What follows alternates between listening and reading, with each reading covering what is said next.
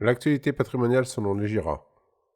Le report du déficit foncier à utiliser sans modération. Lorsque l'on investit dans la pierre, on arrive très rapidement à dégager des revenus imposables appelés revenus fonciers. Et cela que l'on soit en présence d'une opération blanche ou d'une opération qui vous coûte tous les mois de l'argent. Plus le montant d'impôt augmente et plus on cherche à mettre en place des solutions pour stopper l'hémorragie. C'est à ce moment qu'intervient le déficit foncier et ses règles de report très spécifiques.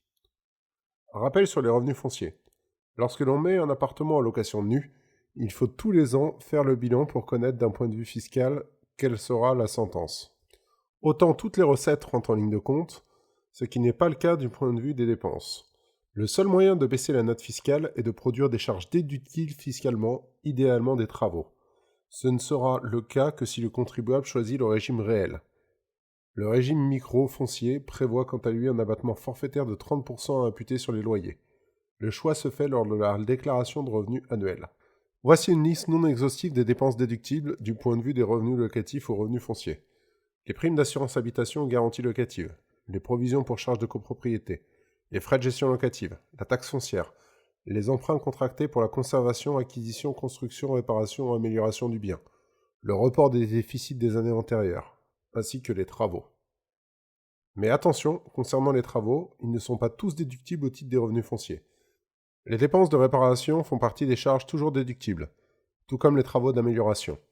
Les travaux d'entretien sont normalement la charge du locataire. Ils ne sont par conséquent déductibles que si les travaux sont engagés par le propriétaire entre deux locations. Les travaux de construction, reconstruction ou d'agrandissement ne sont, eux, pas déductibles. Dans le cas de location multiple, il faut additionner la totalité des recettes et des dépenses pour déterminer le résultat fiscal des revenus fonciers. Le contribuable profite alors d'un effet de mutualisation. Nous sommes sur des règles de droit commun qui s'appliquent sur tout bien immobilier, y compris ceux bénéficiant de la réduction d'impôt Pinel.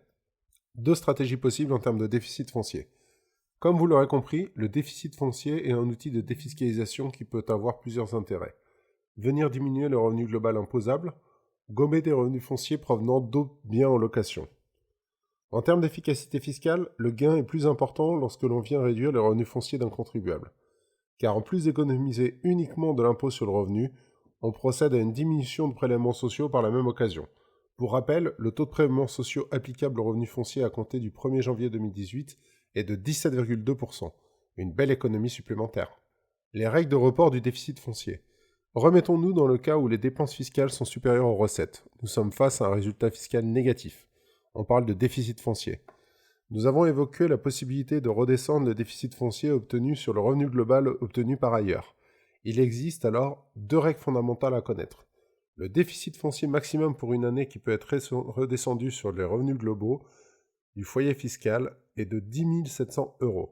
Ce déficit doit être obtenu à partir de charges et revenus de l'année, loyer.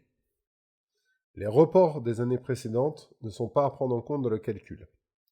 Les déficits provenant de charges financières ne peuvent être redescendus sur le revenu global. Ils seront mis en réserve pour être imputés sous forme de déduction sur les revenus de même nature les années suivantes, ici revenus fonciers, pour une durée maximum de 10 ans. Nous trouverons sur notre site internet une illustration du report du déficit foncier ainsi que ses règles.